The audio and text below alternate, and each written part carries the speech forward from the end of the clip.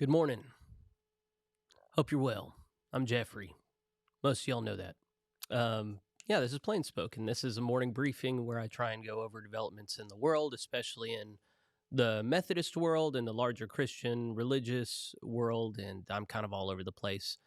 And that's how I like it. And that's how you like it too. Otherwise, you wouldn't be here. So let's enjoy looking forward to the hour that we're about to spend together.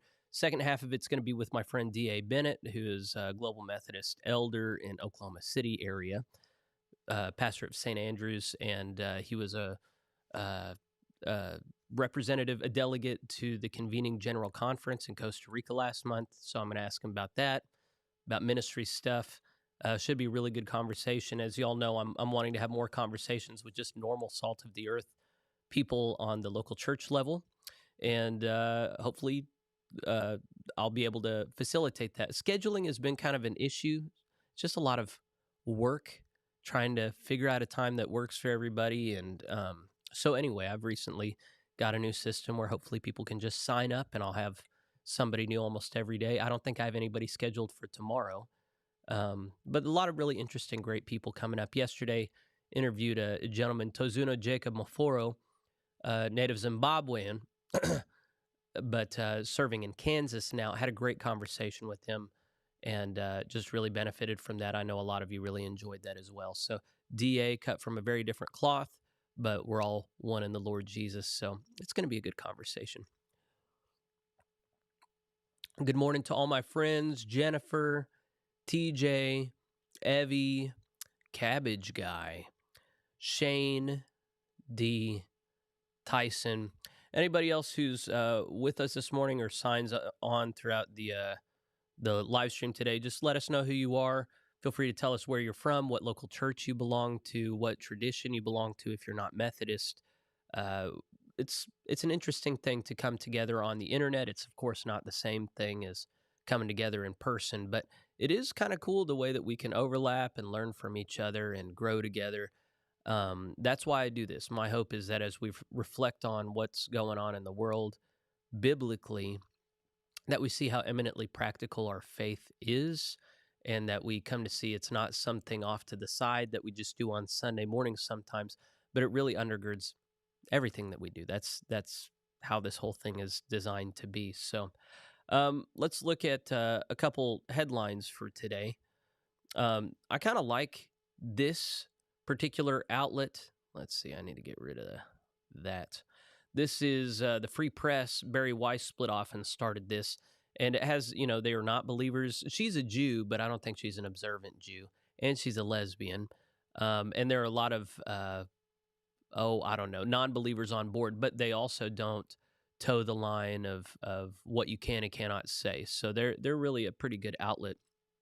This is their headlines for this morning, or maybe it was yesterday morning. But if you want to know what's going on in the world, we'll briefly do this, and then we'll do some larger topics, and then we'll talk to DA.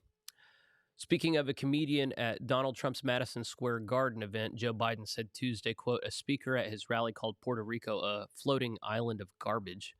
The only garbage I see floating out there is his supporters. From basket of deplorables to garbage.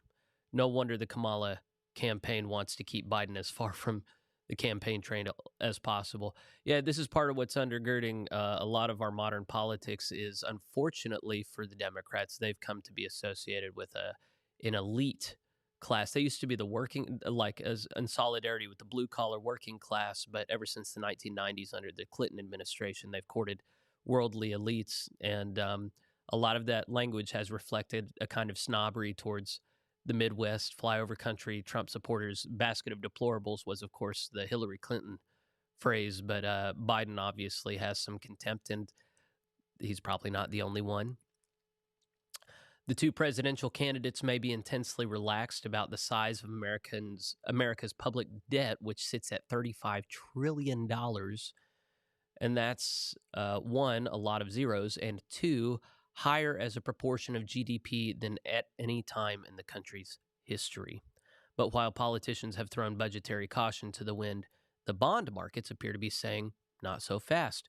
Recent turbulence suggests that whoever wins next week may have to live with the return of bond vigilantes. and rapidly increasing borrowing costs. Unfashionable fiscal conservatism may be due a comeback. My understanding is that the biggest line item on the federal budget now is paying off debt. That's just to break even. It is a problem, and it's something that I believe stewardship is part of the Christian faith. I think it's found all over the Bible. And when we are comfortable spending more than we are making, either as individuals or corporately, something is seriously wrong. So, yeah, the duopoly is unconcerned generally about the debt, and that really should not be. On Tuesday, Steve Bannon was released from prison. The former Trump advisor served time for contempt of Congress after he defied a subpoena from January 6th congressional committee. I'm finally out of being a political prisoner by the Merrick Garland, Kamala Harris, Nancy Pelosi regime, Bannon said in a press conference. I am far from broken, he added. I have been empowered by my 4 months at Danbury Federal Prison. Bannon wasted no time unleashing that power. He hosted an episode of his War Room podcast on the day of his release. Quote, this is a fight not simply for the direction of this country, but what this country stands for, he said. My understanding was that his imprisonment was really quite exceptional, that there have been many people who have refused to appear before congressional hearings and not been imprisoned, and that his imprisonment really was a breaking of the norm. I could be wrong about that, but my understanding is that there has been, well, I don't know that I want to say anything more than that right now, but these are the times that we're living in where people are imprisoned for, or at least highly scrutinized if they're not on the right side of a political divide. And that's part of what's raising the temperature in our country quite a bit right now. On Monday, Hezbollah, the Iranian-backed terror group, announced that its deputy head, Naim Qassem, known for his profuse perspiration, I didn't know about this, will succeed Hassan Nasrallah as the group's official leader. Qassem has been the group's acting leader since September, when Nasrallah was killed by an Israeli airstrike. Hashem Safieddine was supposed to be Nasrallah's official replacement as Secretary General, but he was also killed earlier this month. Israel says Qassem's tenure, quote, may be the shortest in the history of Hezbollah. Now he has even more to sweat about. I'm going to skip to the end here. England is reeling after the Great Cheese robbery. Imposters pretending to represent a French supermarket chain stole 22 tons of cheddar worth almost $400,000. Neil's Yard Dairy, a London-based fromagerie, delivered 2 massive shipments in September, but the payment due October 7th never came through, and the contacts went cold. Feeling blue, they alerted the police. The robbers really got the goat of British celebrity chef Jamie Oliver, who made a public appeal on Instagram to, quote, find the cheese stealers. He wrote, quote, remember, if the deal seems too Gouda to be true, it probably is. Oh, man.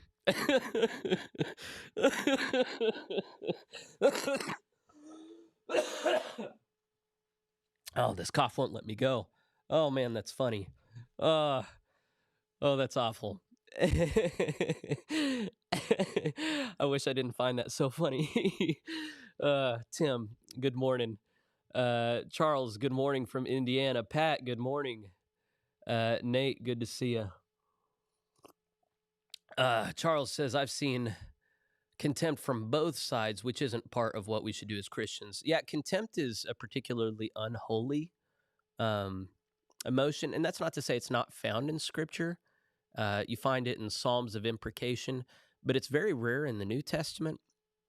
And it really, man, that's just a hard thing to come back from. So I'm not going to say it would be a sin to participate in the two-party system, but if you do so, do it in a way where you're not showing contempt for people. I've been really distressed on Facebook lately to see a lot of my friends that I thought were really solid are getting on and just being really nasty, posting some stuff personally about Donald Trump or Kamala Harris, or making all kinds of very personal allegations about people and parties.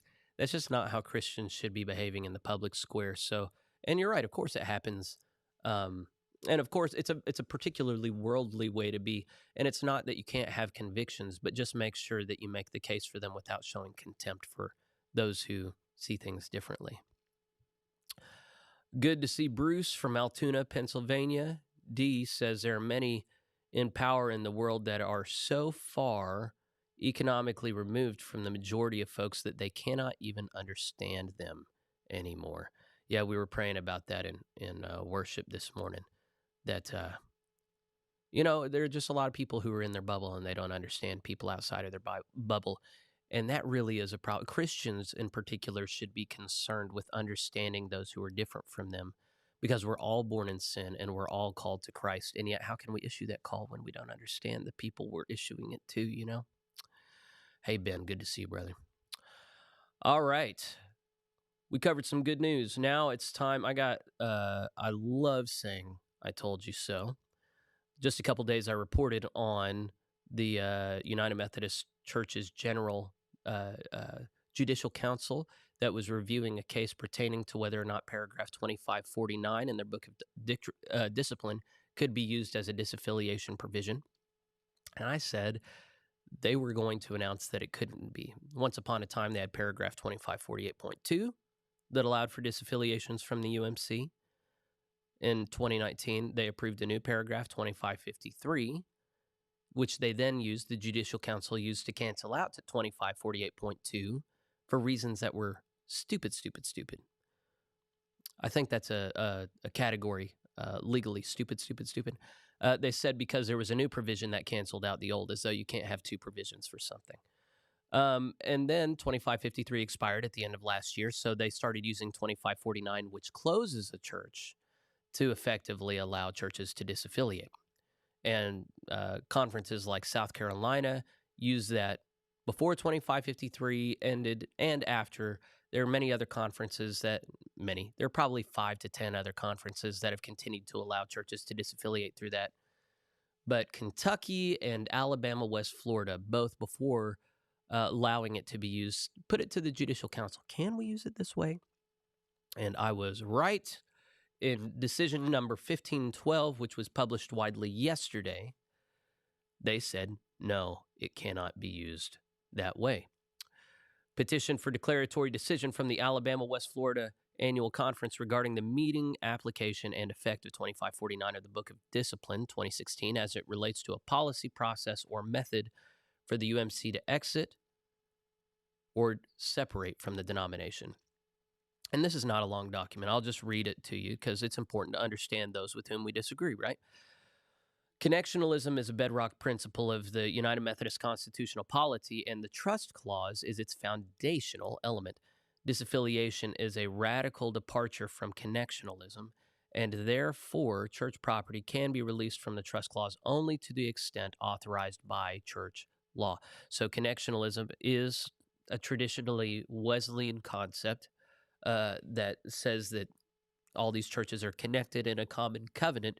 And when they say that the trust clause is the bedrock of that, then what that betrays is they understand covenant to be something that's maintained only through coercion.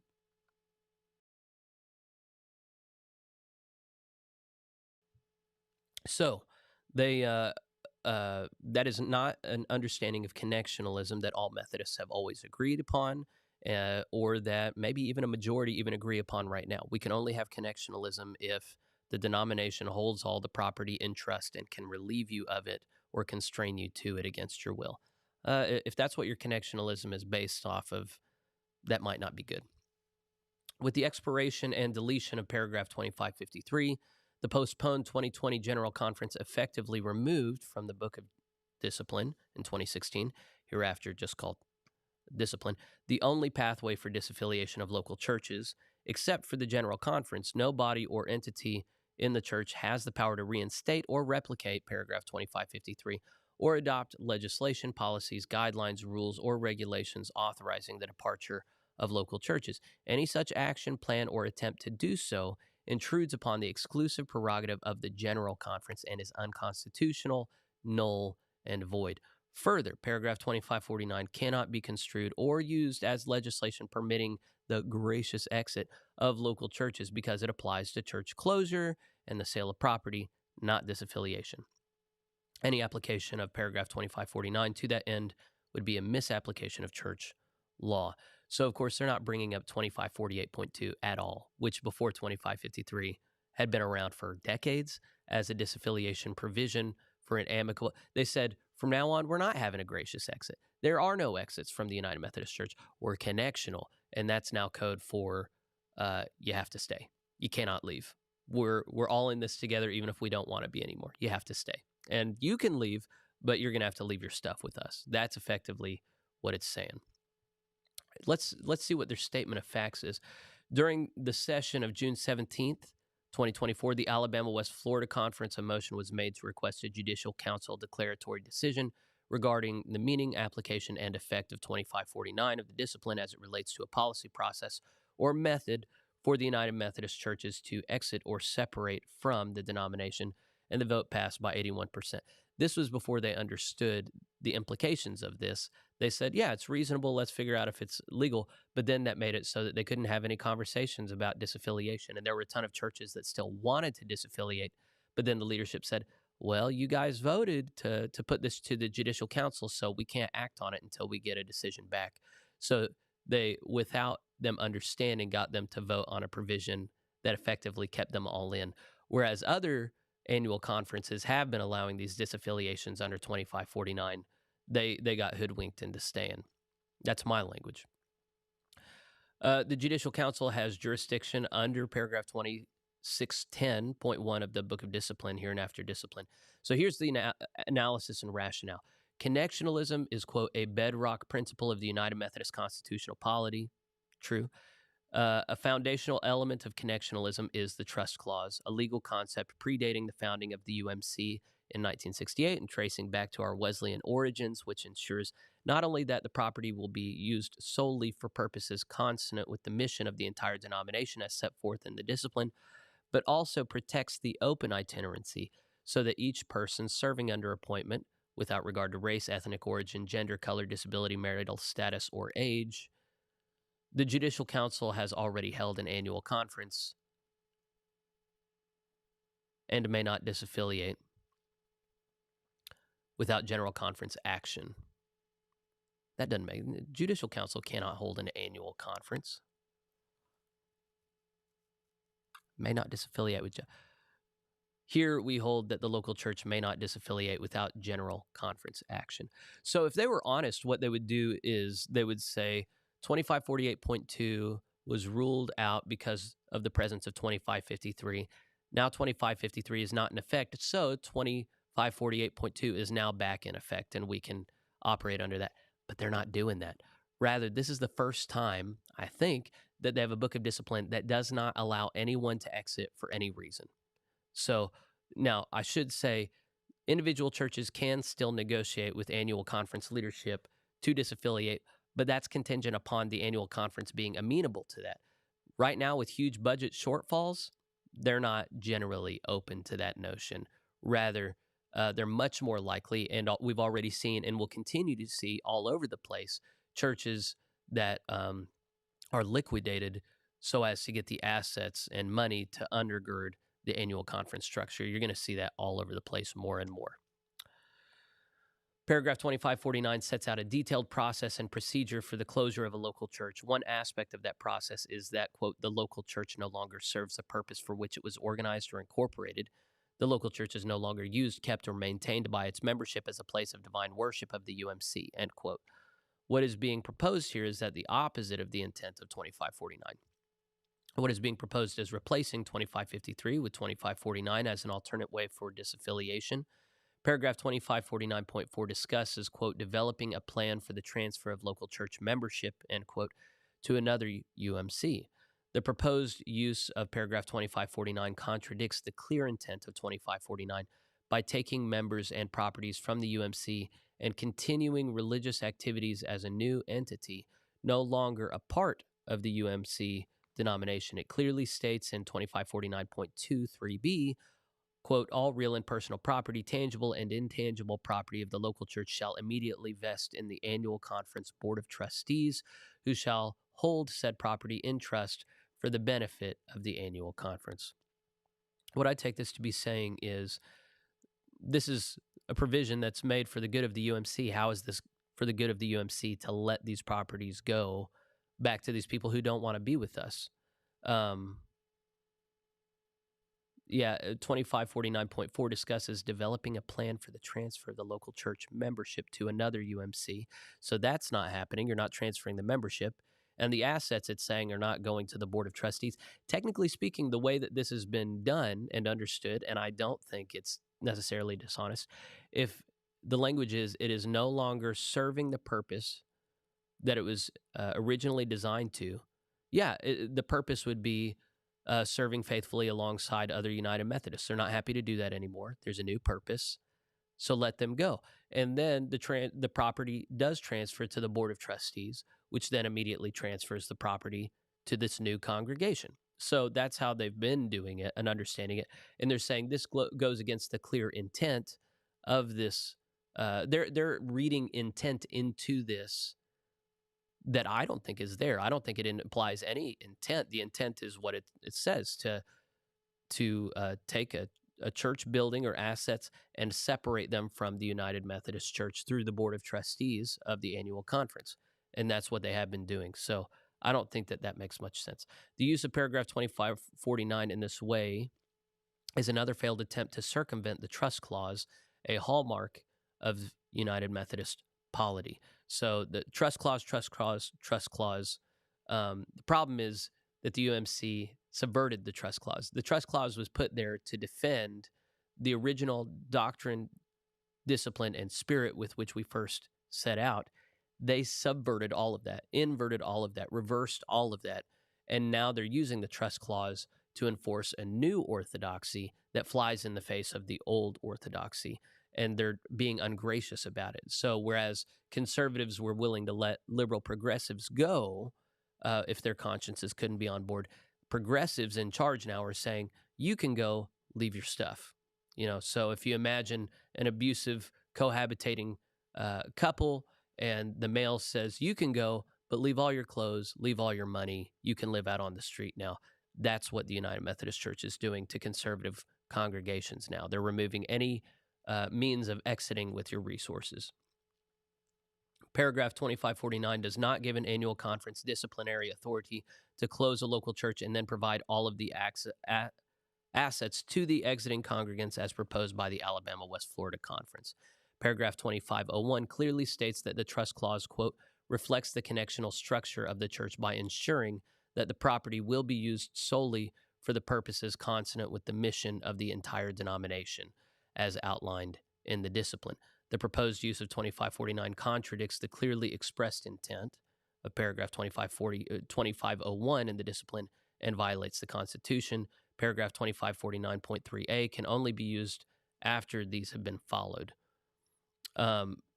This is longer than I remembered, but the notion here is you cannot have a local church in the United Methodist Church that does not represent the United Methodist Church. And so you have to have a means of, they've removed a means of local churches separating themselves.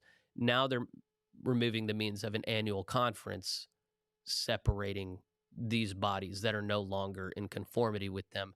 Rather, they can still do it, but not for liberal conservative stuff. They can still sell.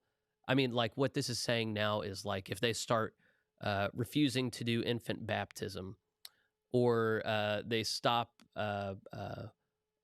preaching sanctification or something, that the annual conference, they can separate these people and their assets from them.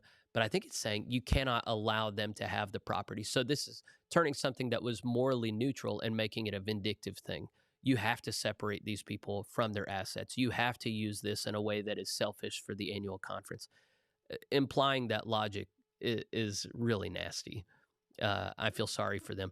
I should say, when they put this new Judicial Council together, it was overtly done in a way to stack it with people who were sympathetic with the progressive far left. This was done on the floor of General Conference, and you saw all kinds of hostility and overt political maneuvering to then create this body that would rubber stamp whatever the progressive leadership wanted to do. This isn't a surprise. It is an embarrassment. Anyone who wants to take the United Methodist Church seriously as any kind of arbiter of truth. I just think this is so overtly self-serving. And in fact, I mean, they're making the case here, it has to be self-serving. It's hard to see how this is at all connected to a biblical or Christian way of life. And so conservatives, there are still a ton of conservatives and conservative churches trapped within the United Methodist Church that now the doors have been closed and they've said you can leave, but you can't take your stuff with you. To that end, here's a statement put out by Eric Grayson. Oh, sorry. Methodist movement was all about establishing new. It is my privilege and honor to share with you and anyone who is interested that the Global Methodist Church is committed to being a church planting movement. From our earliest days, the Methodist movement was all about establishing new congregations and new places where people could worship the Lord and be transformed by the gospel of Jesus Christ. As a renewal movement of Methodism, we're getting back to our roots of equipping lay people to help establish new places of worship. So this is pretty openly in conjunction. South Carolina has been using paragraph 2549. Now they can't. There is no way out.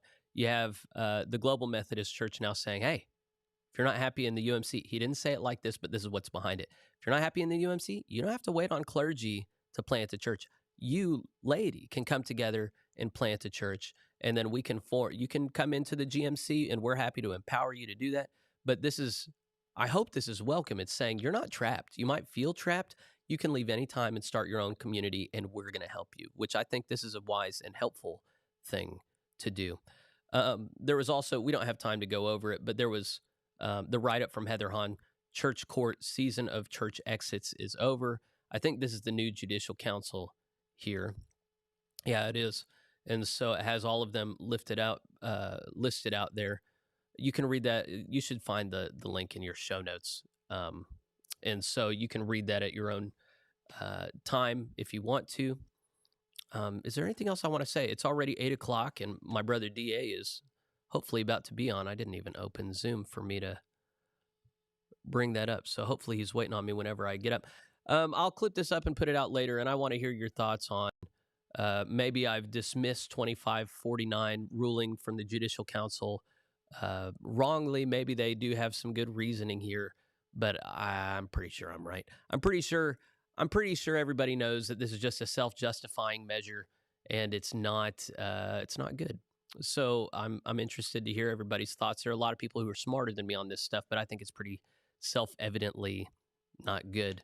I had some other stuff I wanted to talk about today, but there's not time for it because I want to talk to my brother DA, and I want you guys to meet him. He's a fantastic person.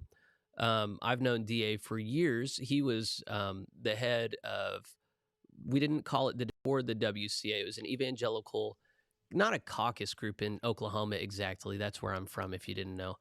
It's the Oklahoma Wesley Fellowship is what we called it. We would meet at his church at St. Andrews in outside of Oklahoma City, and he was a very gracious host every time.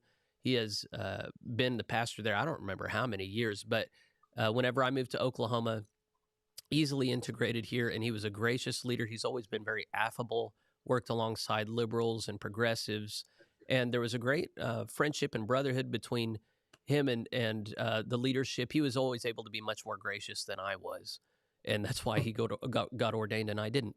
But he was a good friend to me. He and I went over to the GMC together. We served on the TCAT together. He went over and served in Costa Rica as a delegate. He was the one who made that very silly proposal that they had to do interpretive dances at the next general conference the bishops did. And he's you can tell from that he's got a great sense of humor. And he's been a personal encouragement to me. So I'm going to bring him on screen now. There's a lot that we're going to learn from him in this time. This is my friend and brother, D.A. Bennett. D.A., how are you feeling this morning? You know, I'm feeling good. I was logged in. It's like, wow, it's 7:59. I figured Jeffrey would be on there at 10 till. And when I woke up this morning, I was like, gosh, I really don't want to mess this up. I've been looking forward to this. I want you to know, my friend, you're a star. Star. When I was in Costa Rica, was standing in line for a food truck one night, and you know, you just have conversations with people you don't know. And I was standing behind a guy. I wish I could remember his name. He's from North Carolina. And he found out I was from Oklahoma. He's like, "Oh, do you know Jeffrey Rickman?" And I'm like, "Well, yeah, I know Jeffrey. Jeffrey's a friend." And he said his podcast, PlainSpoken, has helped me more than I could explain. And so great admiration for you and the work you're doing through PlainSpoken, man. You got it going on. I have a good time. Well, and it's really easy when there's like high quality people like you that I can just call on and talk to, and we can talk theology, we can talk about pastoral ministry, and we can talk about developments. Everybody, I mean, in the UMC, we were kind of conditioned not to care about a number of things and just like focus on our own little silo. And I think it's really important for connection. You know, I've just been doing a report for the last few minutes on connectionalism in the UMC, which is apparently now synonymous with coercion and closing the doors and you can't leave.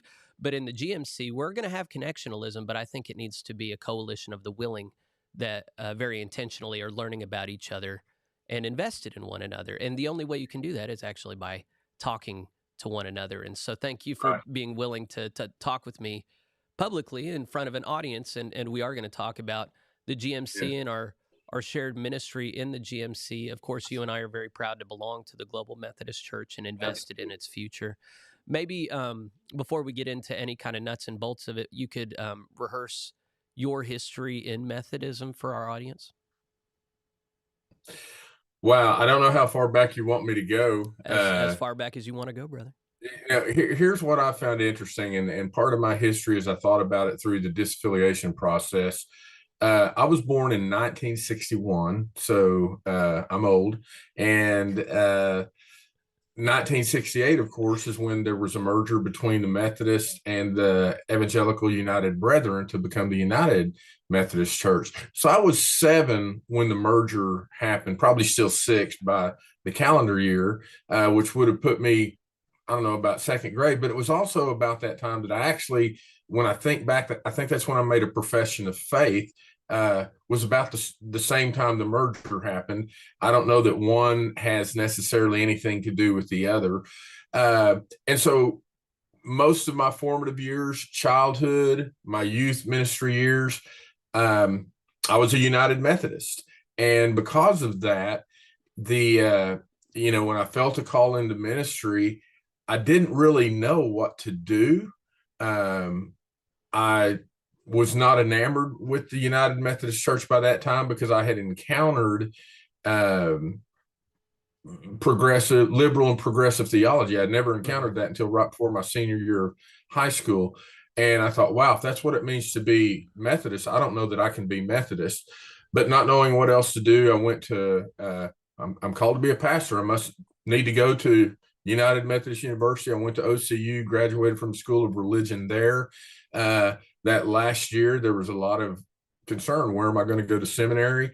None of the United Methodist seminaries I talked to really lit a fire under me. There was one that I thought looked really good at the time based on what the recruiter had said. They offered me scholarships. And then, you're praying about what are you supposed to do? And God's like, yeah, here's where I want you to go. So I actually went to Oral Roberts University School of Theology and Mission, which was very radical for Oklahoma. About 2 years after I graduated, the ORU seminary lost their accreditation or their approval by University Senate. So you could no longer go there and still be ordained. And I'm pretty sure my first appointment, the reason I was sent there was they just wanted to make sure I was really United Methodist. And you form relationships, and over the years, right before I went to seminary, I went to a conference camp, Day Spring, which had a lengthy history. And I remember the first night there, some people said, is there anything that you're kind of concerned about? And I said, I start seminary this next week, and I just need to know that it's okay that I'm going to ORU. And people looked at me like I was crazy. I was like, of course it's okay. Why would it not be okay?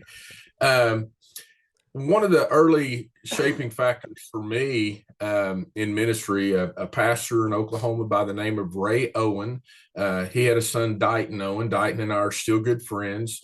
Dighton is in Kansas. But Ray eventually became bishop. And shortly before he was elected bishop, he was speaking at an event that I was leading. And he pulled me aside during dinner one night and he said, I want to teach you some things that may cause you not to have the pain and the struggle I felt in ministry. And it's like, wow, Ray Owens pulling me aside. I'm not anybody. And he taught me two rules. And with the Oklahoma Wesley Fellowship, it's what I always tried to do whenever we were talking about, how we might want to vote at conferences and everything. And the first thing he said to me was, it's not a question of whether or not the church is going to have politics. Mm-hmm. The question is, what kind of politics is the church going to have? That's wise. And then the second thing he said is, people are more important than politics. And I've always tried to carry that with me. A lot of the rancor, a lot of the acrimony we used to see in the United Methodist Church, I didn't feel like it needed to be there.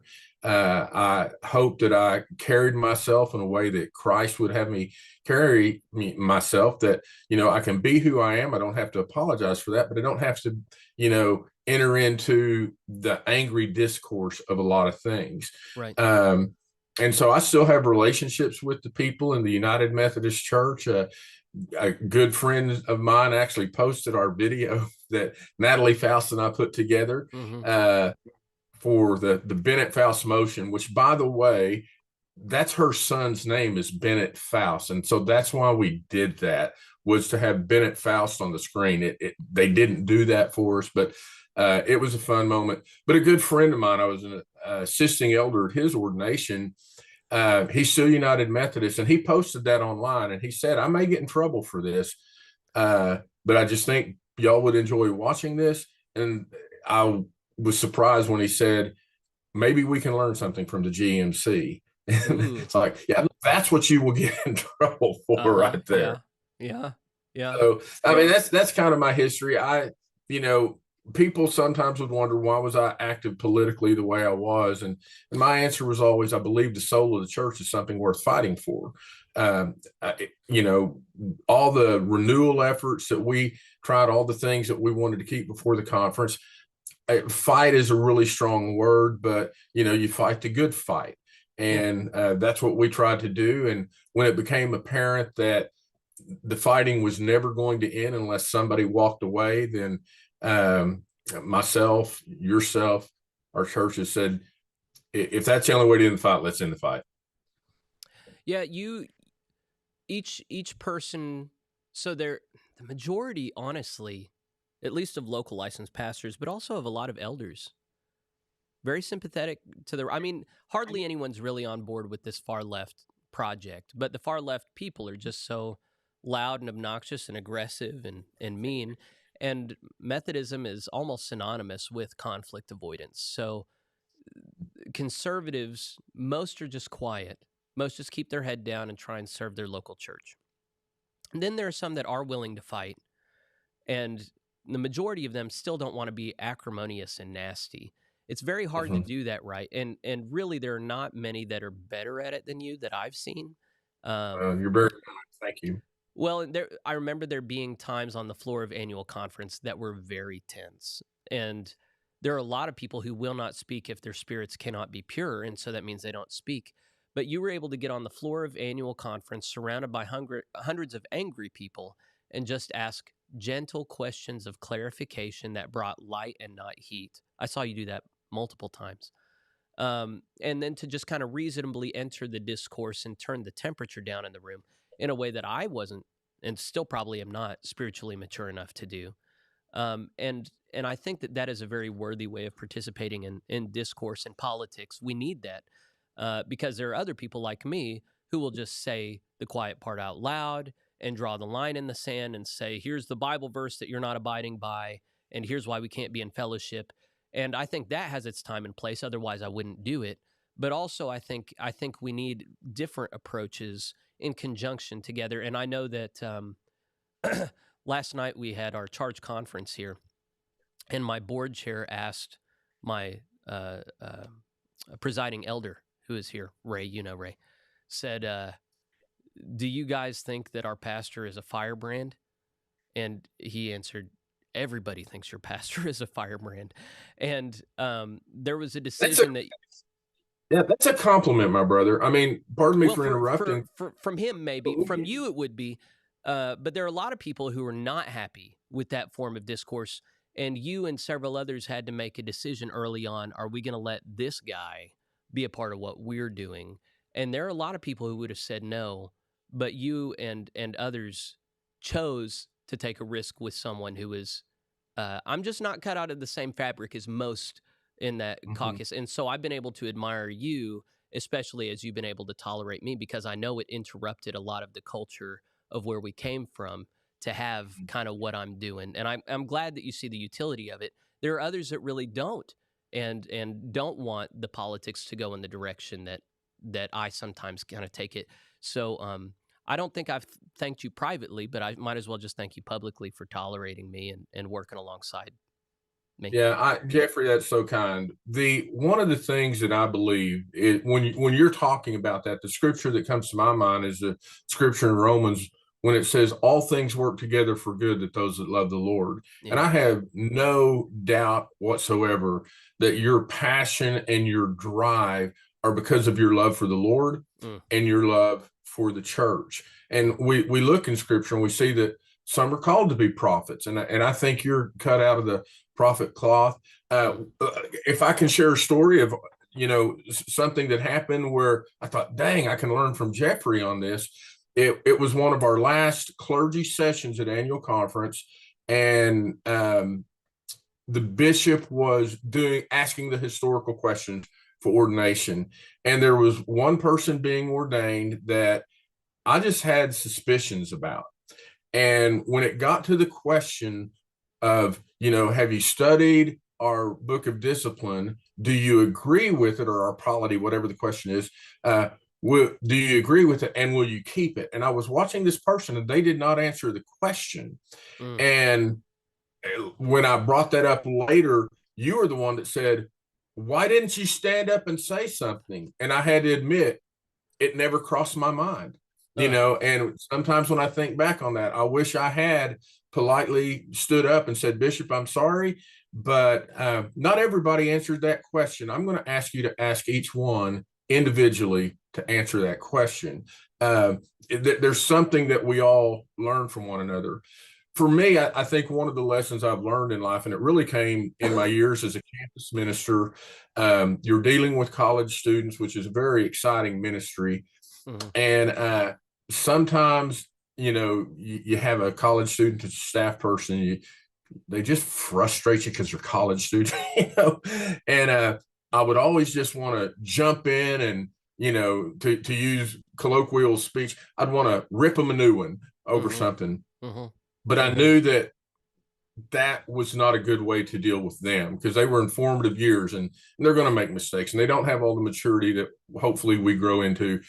And that's when I learned that asking questions was better than making accusations. And Yeah. so when I asked questions, the conference that my church disaffiliated at, we had our strategy. We were going to do that. I felt like it got shot down before we ever had a chance.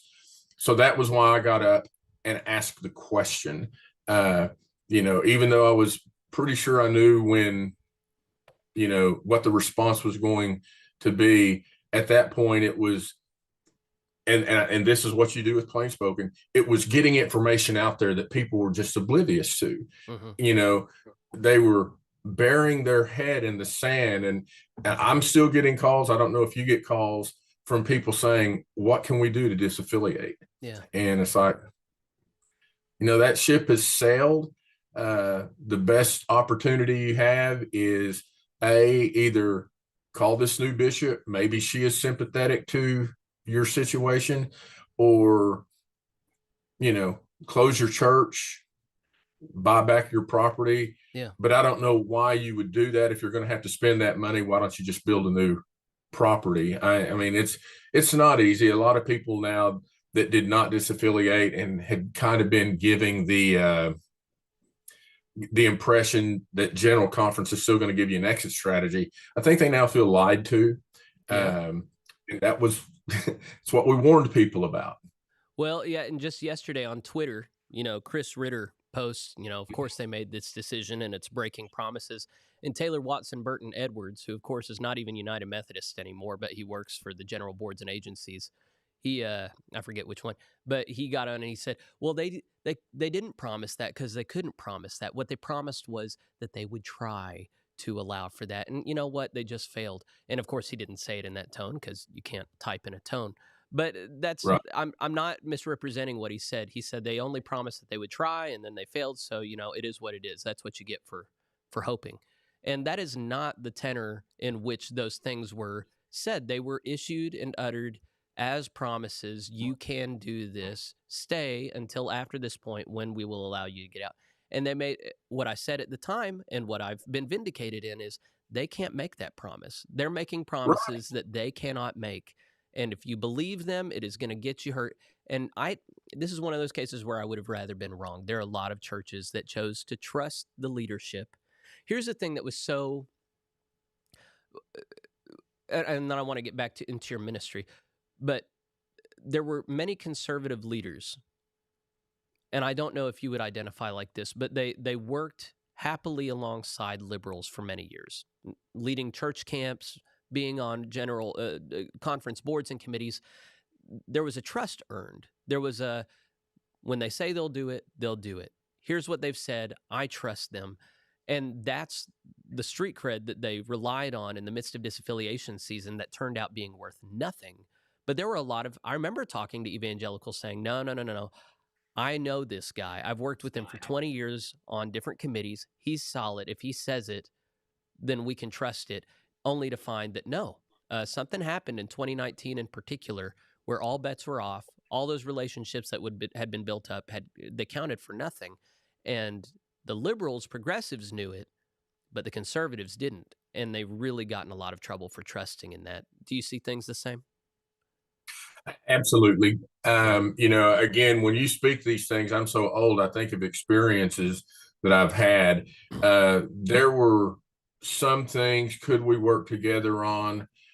It's what I would term peaceful coexistence. It's like, we're not going to ask you to compromise, and we're not going to compromise.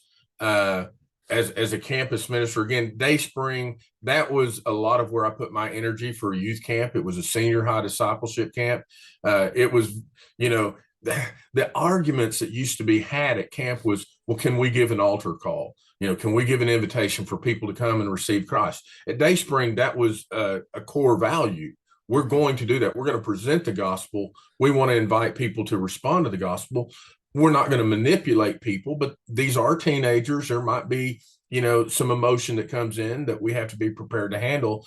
And I remember being at a district camp, one of my college students who was raised in a different Christian tradition and is now, what he's doing in ministry is incredible. But he's looking at somebody going, you mean if I want to lead somebody to Christ, I can't do that? And all I can think is, if you will just be quiet, I will get this settled in 5 minutes. But he could not hold his tongue. He jumped right in. And one of the deans of the camp, who to this day is still a friend, I think that, and she's not United Methodist anymore. I think she's had her own kind of maturing process. She said, well, if a student want to do that, I don't even know that I know how to do that. And I'm like, you're the dean of this camp. You're a full-time staff person, and no one has ever taught you how to do that. And this one guy said, well, we just send them back to their local church. And I just let it play out for a while. And this is probably one of those times I couldn't keep my mouth shut. I said, y'all need to know I'm really embarrassed to be a part of this conversation right now. And let's be honest, if you don't know how to lead someone to Christ, you're not going to do it. You're going to come grab one of us that does. And so we tried to work together. We respected each other, but that's why I was more invested in Dayspring, because we had a clear identity, and I thought that was clear. Other things, conference level, we just couldn't work together. And there are some times that you're in there and you're like, I can't win this vote. But what's going to be decided is not going to work.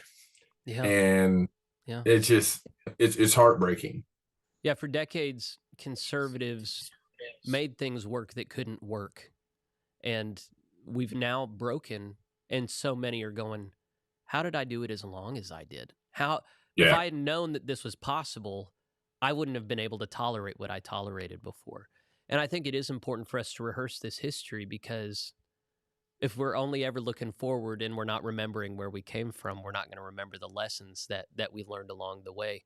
And to remember, the GMC split off not just because of human sexuality, that was part of it, but it was a whole worldview that just didn't fit. For decades, we were trying to make a square peg fit in a round hole, and there's a really elemental dysfunction to that is not spiritually healthy. And it's wonderful to be at this point now, as heartbreaking as it is with so many churches left behind and entrapped, that any got out at all, that anything coherent is on the other side of it, is really a wonderful blessing that I know you and I are both rejoicing in. We're going to talk probably 20 more minutes. What's going to happen now is you and I, before going to locals, we're going to talk a little bit about local ministry, your local ministry, and then we're going to transition to locals, and we're going to talk about your time in Costa Rica and what you experienced at the. I'll try to be brief. Well, if you're not, that's not a sin. But I do want to warn people, if you want to be a part of, if you want to be a part of that conversation at locals and see what DA reports there, then you're going to want to go to plainspoken.locals.com and join up there. So, all right, DA, rehearse your history in the pulpit, and then talk a bit about St. Andrews, and how would you describe the ministry there? Oh, wow. So I am in my 19th year at St. Andrews. So I've been here for a while. When I moved here in 2006, St. Andrews was still a very rapidly growing congregation in a rapidly growing suburban part of Oklahoma City. It is a part of Oklahoma City that has a lot of resources. And so I hope this doesn't sound too judgmental, but I would say part of what we experienced was, at least for a while, we were a popular church. You know, in our area, there were different churches. In fact, a good friend of mine who had left the United Methodist Church planted a church. When I moved here in 2006, his church was averaging 2,000 people a week in worship. And his church was called The Flock That Rocks. It started about the same time as St. Andrews. They were kind of like MTV, and we were kind of like VH1. You know, they were really out there with more of a rock concert feel in worship, and we were more contemporary style in worship. And so when I came, I just again humbled to be part of this church and what was going on. The thing that we're really trying to do is live into this idea of making disciples of Jesus Christ. Our method was helping people know Christ, grow in Christ, and go in Christ. When I arrived, there was, there's a lot of good people here, and some of them were wanting to go deeper. And so that's what we've tried to do through worship. We have a number of people that come that, you know, they're not really concerned about the kind of music. They'll tell you, I come for the preaching. I would say one of the things that I don't get this. I always take it as a compliment. But if people say, we like your preaching because it's biblical, it's like, what else are you supposed to preach? You know, this isn't chicken soup for the soul. This is what the gospel calls us to think about. Trying to help people to see the narrative of how God moves in Scripture, to understand that God is still alive, and that I would say a lot of people that were coming to St. Andrews, again, because we were kind of a popular new church, were consumers. And that's one of the things before this affiliation we really began to preach about, is consumers need to become producers. Or I have an associate, he says it more alliteratively for pastors. He said, we don't need to be consumers, we need to be contributors. Because there's a lot of people that would just come to our church, they would get religious goods and services, and when we couldn't satisfy their need anymore, they went to the next church down the street. I get that that's probably part of the contemporary situation of being a church in an urban area, but we have a very strong, committed core. And when we were faced with the process of disaffiliation, I think everybody in the church knew where I stood, but I wasn't going to be in a hurry about it. And two of our leaders said, we need to get out. We need to get out now. It's just going to get worse. Mm-hmm. And they were right. Yeah. So we started our discernment process. We took seriously. We could stay in the United Methodist Church. That would be the easiest thing to do. Mm-hmm.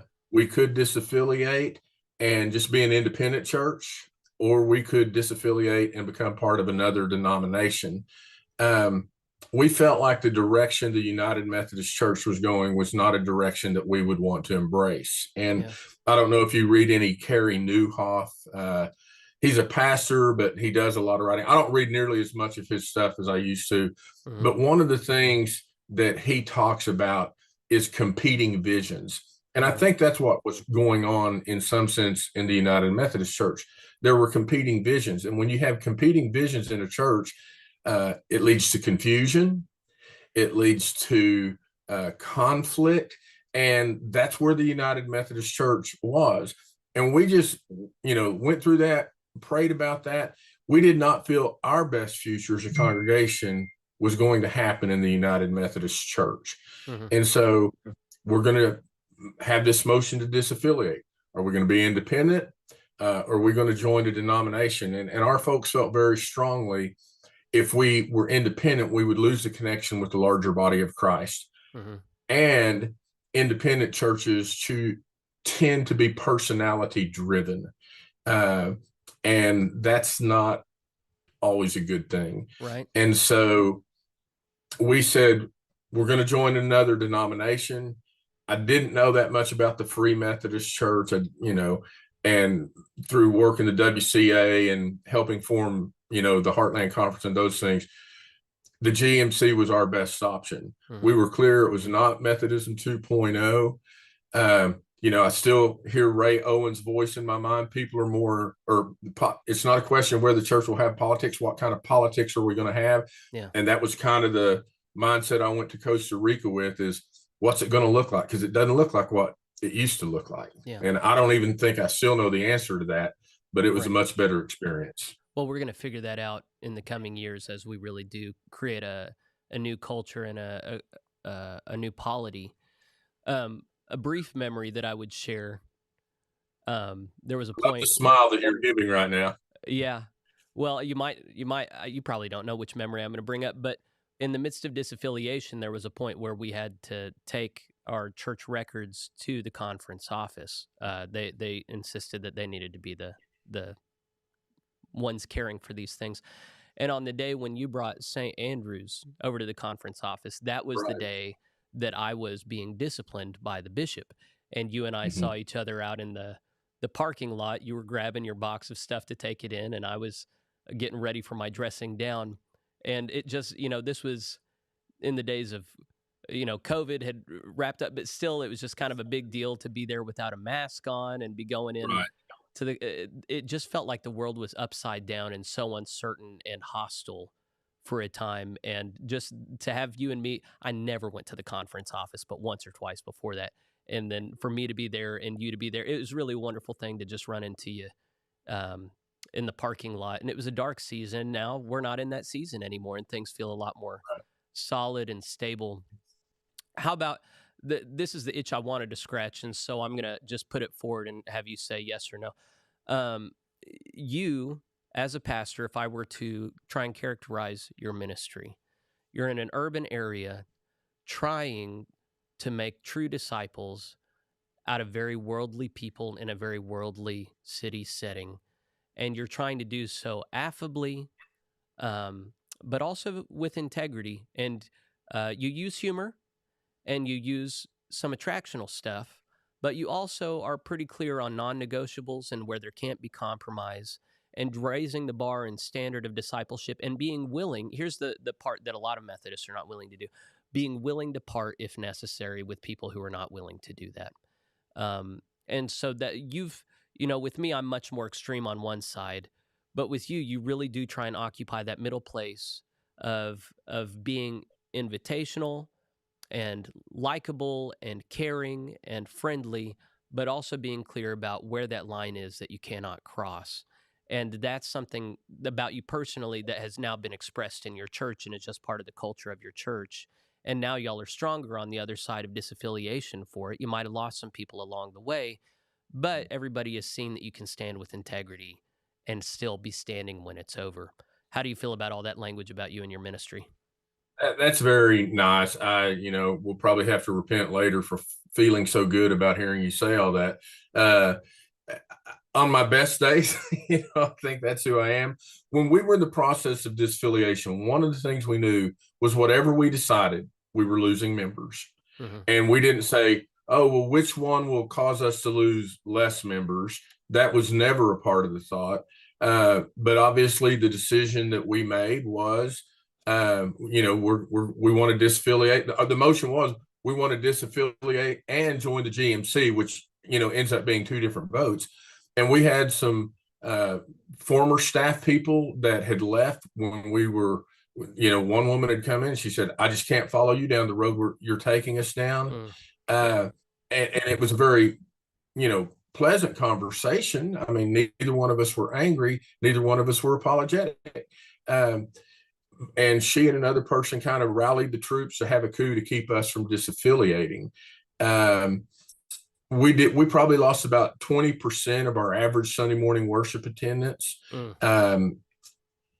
And then following that, what we had said is people are going to leave and they're going to leave all at once, and it's going to be a shock to the system. But people will come, but that will happen slowly. They will trickle in. So it's not like we're just, rearranging the chairs on the Titanic and we get new people sitting in. We are seeing people come now from other churches whose churches would not talk about it. Pastors would not discuss it. We've had some people that have come and they're now trying to plant new churches. We're not far from Norman. A group came, they're doing a church plant in Norman, people from Chickasha, which is about a 30-minute commute. We're in a place now where we're trying to grow our church. At the same time, we're not just saying, oh, everybody come to St. Andrews. It's like, we need a GMC church in your community. Yeah. When you talked about COVID, here's one of the interesting things. My charge conference is coming up in a couple of weeks. I noticed my presiding elder's husband logged in earlier. Hey, John, good to see you this morning. And I have been reflecting on what has happened in the last 5 years. Going back, we're coming to the end of 2024. We're halfway through this decade of the 20s. Between COVID, disaffiliation, 2 weeks after we were no longer United Methodist, I think you're probably aware, we had a water main breakage that flooded. Oh, I remember that, yeah. And you're trying to, you've got loss of members, and we actually took out a loan to pay our disaffiliation fees, just all kinds of stuff going on. And the provision of God has been so clear. We did some things financially. We had a 5-year loan. God provided. It was paid off in 10 months. In fact, we got another payment this last week from, we applied for the ERCs. That's one of the things the WCA had talked about. And we got our last installment of that. We weren't even expecting it. So it's like, we're putting that in our mission endowment. Financially, our church is in a very strong position. Great. Which is good because our insurance then canceled us for our claim, and we had to get new insurance, and it tripled the cost. Oh my gosh. And this thing, you're shaking your head. I'm like, yeah, you hear this stuff and you shake your heads. Jeffrey, God is faithful, and God has provided everything that we have needed. But the area affected the most in our church was a lot of the families that left were young families. Because they're the ones that grew up in a more progressive mindset of what it meant to be in our culture. Right. And, we're working hard to, build that up like I think everybody is. But if you ask me how our church is doing, it's, our trust factor in God providing for us has really gone up. And, we've been incredibly blessed that, we're able to share that blessing with other people. Thanks for offering that. There are a lot of people who need to hear these stories to just trust that God's on the other side of hard decisions. So, friends, if you can't follow us to locals, then let that be a blessing to you. But DA and I are going to transition over to locals now. We're going to talk about what he saw in Costa Rica whenever he gathered at the first denominational gathering of the GMC. As we've already covered, he played a role there, and but he saw a lot of things that he's going to share with us now. So if you want to go over to plainspoken.locals.com, we're going to be back over there here in a bit. So here's that address.